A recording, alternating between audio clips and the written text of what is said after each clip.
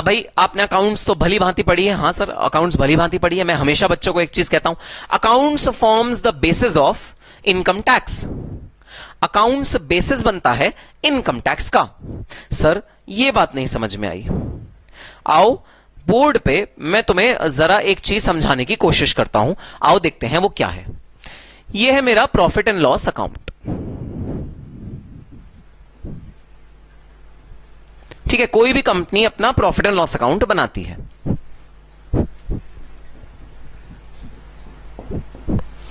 यहां पर आती है रेवेन्यू। रेवेन्यू सपोज 100 रुपए का। यहां आते हैं सारे खर्चे। एक्सपेंसेस मान लो आपके हैं 70 रुपीज के। टोटल खर्चे मिला के मैं कह रहा हूं भाई हैं 70 रुपीज के। और ये जो पीएनएल अकाउंट बना है ये स्ट्रिक्टली किस एक्ट के अकॉर्डिंग बना है भाई? Companies act 2013। क्योंकि नेचुरल सी बात है, कंपनीज एक्ट ही कंपनी को गवर्न करता है और कंपनीज एक्ट ही बताता है कि प्रॉफिट कैसे कंप्यूट करना है, प्रॉफिट एंड लॉस अकाउंट कैसे बनना है, प्रॉफिट एंड लॉस अकाउंट बनाने के तरीके क्या हैं। ये मैंने वैसे आपको फॉर्मेट बताऊं तो कंपनीज एक्ट के अकॉर्डिंग फॉर्मेट नहीं है। फॉर्मेट भी जो होता है वो वर्टिकल फॉर्मेट होता है कंपनीज एक्ट का। तो कंपनीज एक्ट के अकॉर्डिंग हमें अपना प्रॉफिट एंड लॉस अकाउंट बनाना होता है। ठीक है सर, इस पूरी स्टडी को बोलते हैं फाइनेंशियल अकाउंटिंग। आपने एक पेपर पढ़ा भी होगा फाइनेंशियल अकाउंटिंग। और जो फाइनेंशियल अकाउंटिंग होता है ना, वो होता है पॉलिसी ड्रिवन। पॉलिसी ड्रिवन माने जो अकाउंटिंग पॉलिसीज होती हैं, जो अकाउंटिंग स्टैंडर्ड्स में गिवन होती हैं, जहां पर हमारे as relevant, Ind AS, as, ये सब जो अकाउंटिंग स्टैंडर्ड्स होते हैं, ये जहां पर पिक्चर में आते हैं, वो पॉलिसीज हमारे फाइनेंशियल अकाउंट में लगती हैं। उसके बेसिस पे हम यहां पर अपने अकाउंट्स को बनाते हैं। अब जैसे मैं तुम्हें एक सिंपल सी पॉलिसी बता देता हूं भाई। दो तरह से अकाउंटिंग हो सकती है, cash basis and accrual basis. दो तरह से हो सकती है भाई। रेवेन्यू को आप दो तरह से रिकॉग्नाइज कर सकते हो, कैश के बेसिस पे कर सकते हो, अक्रूवल के बेसिस पे करते हो। कैश का मतलब जब कैश आ जाए तो यहां पर रिकॉग्नाइज करो। अक्रूवल मतलब जब आपने अर्न कर लिया तो ही रिकॉग्नाइज कर दो। दोनों पॉलिसीज आप अपने अकाउंटिंग पॉलिसीज के अकॉर्डिंग फॉलो कर सकते हो। तो पॉलिसी चेंज करने से ये देखना अभी क्या नेट प्रॉफिट आ रहा है, अभी 30 रुपीज का नेट प्रॉफिट आ रहा है एग्जिस्टिंग पॉलिसीज के अकॉर्डिंग। ठीक है, अब बताओ जरा, अगर मैं टैक्स रेट की बात करूं और अगर मैं तुम्हें कहूं तुम्हारी रियल इनकम क्या है, भाई ये है तुम्हारी रियल इनकम, एज्यूम कर लो यही तुम्हारी टैक्सेबल इनकम भी है, तो net profit multiply by tax rate, यह आ जाएगा तुम्हारा टैक्स का अमाउंट। तुम्हारा नेट प्रॉफिट है 30 रुपीज, सपोज तुम्हारा टैक्स का रेट है 30%, तो तुम्हारा टैक्स का अमाउंट कितना आ गया? 9 रुपीज। ठीक है सर, ये आ गया टैक्स का अमाउंट। अब सुनो जरा, मुझे पता है मेरी अकाउंटिंग पॉलिसी अभी तो अक्रूवल बेसिस पे बनी हुई है। मैंने अब की बार क्या किया, अपनी अकाउंटिंग पॉलिसी को चेंज कर दिया। मैंने कहा ना, मैं अक्रूवल बेसिस पे अकाउंटिंग नहीं करूंगा, मैं तो कैश बेसिस पे अकाउंटिंग करूंगा। और जैसे ही मैंने कैश बेसिस पे अकाउंटिंग करी, ये मेरा रेवेन्यू तो हो गया 90 रुपीज। रेवेन्यू रिड्यूस हो गया। मेरे कैश में जो रेवेन्यू रियलाइज हुआ था वो सिर्फ 90 हुआ था, मैंने रिड्यूस कर दिया। ठीक है सर, रिड्यूस कर लो। अच्छा, कैश बेसिस में जो मेरे एक्सपेंसेस थे वो रिड्यूस हुए 65 रुपीज। वो 10 रुपीज से नहीं रिड्यूस हुए, वो 65 रुपीज से रिड्यूस हुए। ठीक है सर, हो सकता है कि आपने जो एक्सपेंसेस था वो कैश बेसिस पे 65 रुपीज। अच्छा बताना, नेट प्रॉफिट चेंज हो गया क्या? हाँ सर, नेट प्रॉफिट चेंज हो गया। ओहो, क्या टैक्स का अमाउंट भी चेंज हो गया? हाँ भाई हाँ, परसेंटेज तो सेम रहेगी, लेकिन परसेंटेज इस बार 25 रुपीज पे लगेगी इंस्टेड ऑफ 30 रुपीज। ठीक है सर, बताओ जरा ये कितना आ गया? ये आ गया 7.5। 25 इंटू 30%, 7.5। और सर ये तो बहुत बड़ा घपला हो गया सर। 1.5 रुपीज का टैक्स बचा ले गए हम सिर्फ अकाउंटिंग पॉलिसी चेंज करने से।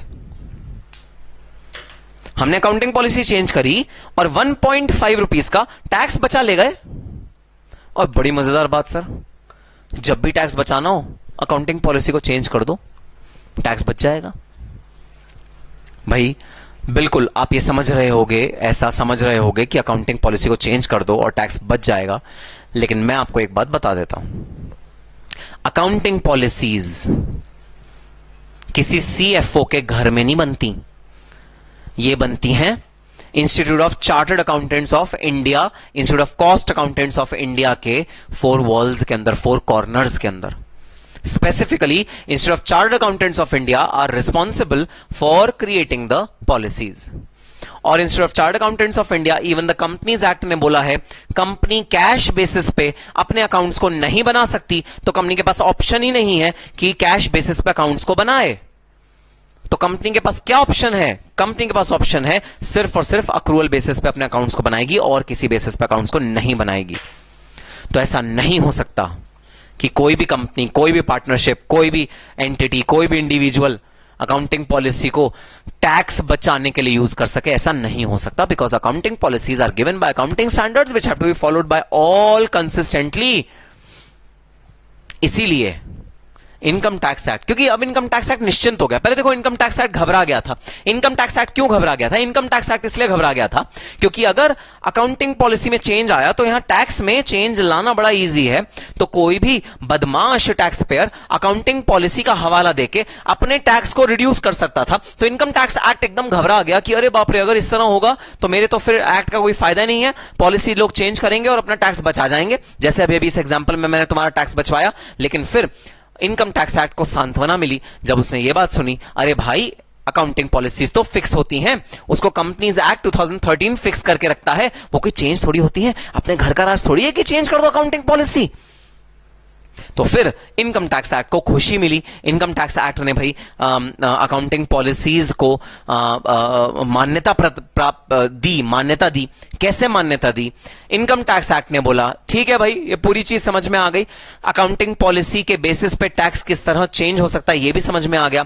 ये भी समझ में आ गया कि अकाउंटिंग पॉलिसी चेंज नहीं हो सकती in a normal circumstance. Accounting standards follow होते हैं अकाउंटिंग पॉलिसी को चेंज करने के लिए, और अकाउंटिंग स्टैंडर्ड्स कभी भी टैक्स को बचाने के लिए नहीं बनाए जाते. उनमें तो स्ट्रिक्ट गाइडलाइंस फॉलो होती हैं अकाउंटिंग स्टैंडर्ड्स को फॉलो करने के लिए. तो बस ठीक है, हम निश्चिंत हैं. तो देखना अकाउंटिंग पॉलिसी के बारे में इनकम टैक्स एक्ट ने क्या बोला. अकाउंटिंग पॉलिसी के बारे में इनकम टैक्स एक्ट ने बोला जो भी बिजनेस प्रॉफिट अर्न करेगा, जो भी बिजनेस प्रॉफिट अर्न करेगा, वो बिजनेस का जो रियल इनकम होगा वो स्ट्रिक्टली अकाउंटिंग पॉलिसी के हिसाब से होना चाहिए. वो स्ट्रिक्टली किसके हिसाब से होना चाहिए? अकाउंटिंग पॉलिसी के हिसाब से होनी चाहिए. उसके बाद रियल इनकम से टैक्सेबल इनकम कैसे बनेगी वो तो हम बाद में देख लेंगे, उसमें तो कोई टेंशन नहीं है. बहरहाल जो प्रॉफिट जनरेट होगा बिजनेस से, वो प्रॉफिट रियल इनकम जो जनरेट होगी बिजनेस से, वो प्रॉफिट किस हिसाब से निकाला जाएगा? वो प्रॉफिट अकाउंटिंग पॉलिसी के हिसाब से निकाला जाएगा. हमें फुल विश्वास है अकाउंटेंट्स पे अपने कंट्री के, और हमें कोई टेंशन नहीं है. तुम प्रॉफिट को अकाउंटिंग पॉलिसी के हिसाब से निकाल दो. तो अकाउंटिंग पॉलिसी जो प्रॉफिट्स निकालने का काम करती है बिजनेसेस के लिए, उसको अडॉप्ट किया गया इनकम टैक्स एक्ट में.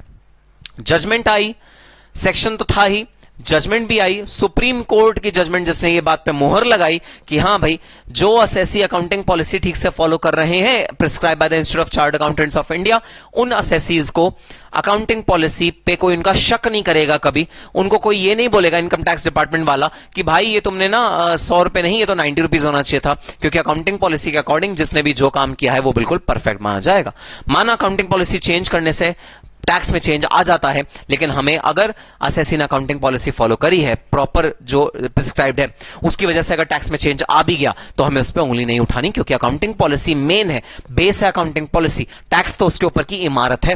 प्लेटफॉर्म जो है, जो जड़ है वो अकाउंट्स है, वो अकाउंटिंग पॉलिसी है. इनकम टैक्स तो उसके ऊपर की इमारत है. ठीक है सर, बात समझ में? तो कोई प्रॉफिट अर्न कर रहा है ना बिजनेस में, ये प्रॉफिट लॉस अकाउंट ऐसा बना रहा है ना जो तुमने बनाया हुआ है, तो भाई तुम अडॉप्ट कर लो अकाउंटिंग पॉलिसी. अच्छा, इसके अलावा अगर और किसी तरह की इनकम है, सर इसके अलावा और क्या इनकम हो सकती है भाई? इसके अलावा इनकम हो सकती है सैलरी. सैलरी कमा रहे हो तुम, और जो कंपनीज एक्ट है ना, वो सैलरी को कैसे कंप्यूट करते हैं इसका कोई प्रिस्क्रिप्शन नहीं देता। वहां कोई पॉलिसी नहीं है सैलरी के ऊपर income tax department companies act की या चार्टर्ड अकाउंटेंट्स के प्रोविजंस, ऐसे कोई प्रोविजन नहीं है। तो सैलरी के केस में या कैपिटल गेन के केस में, कैपिटल गेन मतलब जहां आप कोई अपना एसेट बेच रहे हो और एसेट बेच के आप कुछ मुनाफा कमा रहे हो। आपने कोई बिल्डिंग खरीदी थी 5 लाख रुपए की, आज के डेट में 50 लाख रुपए वैल्यू हो गई, आपने उस बिल्डिंग को बेचा, उसको बेचने के बाद आपको 45 लाख रुपए का फायदा हो गया, कैपिटल गेन्स।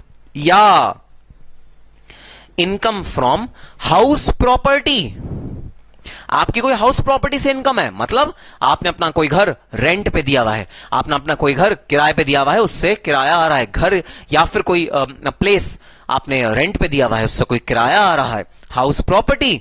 कंपनीज एक्ट बात नहीं करता इसके बारे में, कोई पॉलिसीज नहीं है, अकाउंटिंग पॉलिसीज नहीं है।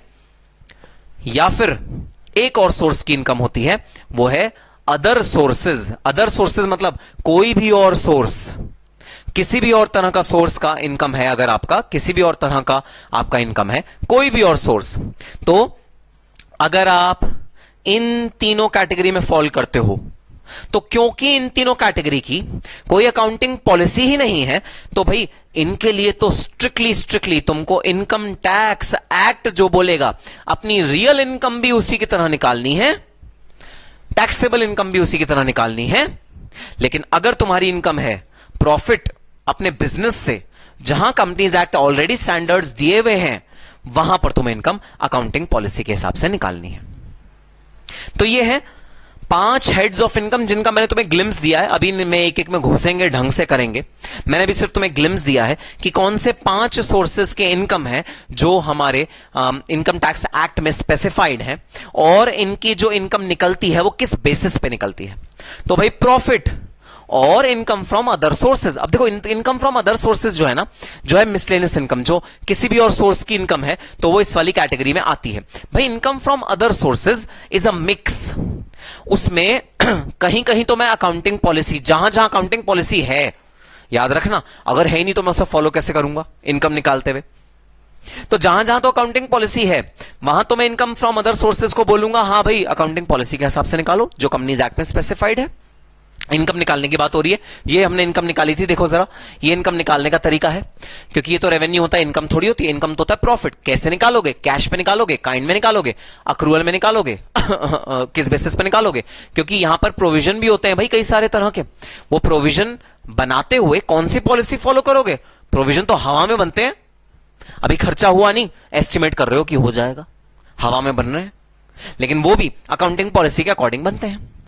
तो इनकम टैक्स एक्ट क्या कहता है? इनकम टैक्स एक्ट कहता है भाई जहां जहां अकाउंटिंग पॉलिसीज हैं, जहां जहां कंपनीज एक्ट में स्पेसिफाइड है कि ये पॉलिसी है, आप इस तरह की इनकम को ऐसे कंप्यूट करोगे, वहां वहां तो भाई एक्ट ने छूट दे दी कि जो अकाउंटिंग पॉलिसी है उसके अकॉर्डिंग आप अपनी इनकम निकाल लो। जैसे पीजीबीपी की income, profit and gains from business and profession की इनकम, वो तो निकलेगा strictly as per the financial accounting policies which are given in the chartered accountants institutes study. तो रियल इनकम वहां से निकालो, उसके बाद कुछ एडजस्टमेंट्स होंगी जो एक्ट बताएगा। एक्ट अपने आप में भी फेरबदल करेगा, एक्ट इसे एज इट इज नहीं ले लेगा, इसके बाद कुछ फेरबदल करेगा, लेकिन यहां तक की कार्रवाई पॉलिसी के अकॉर्डिंग कर लो।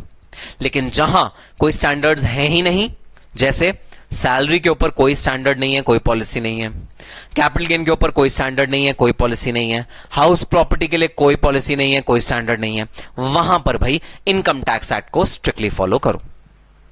सो ये है इनकम टैक्स एक्ट का कहना, और बहुत जायज है भाई कहना, क्योंकि हमारे देश में रूल्स हैं, नॉर्म्स हैं, पॉलिसीज हैं। उन पॉलिसीज को फॉलो करके अगर कोई इनकम टैक्स बना रहा है, भर रहा है, तो हमें कोई दिक्कत नहीं है, फिर तो कोई टेंशन नहीं है। टेंशन वहां आ जाएगी जहां पर कोई आदमी हमारे को इन पॉलिसीज के विरुद्ध जाके, इन पॉलिसीज के अगेंस्ट जाके जहां पर कोई काम कर रहा है, वहां पर हमको प्रॉब्लम आ जाएगी। हमें कोई दिक्कत नहीं है, इनकम टैक्स एक्ट को कोई दिक्कत नहीं है अगर कंपनीज एक्ट वाली बातें मानी गई और उनके अकॉर्डिंग रियल इनकम निकाली गई, हमें कोई दिक्कत नहीं है।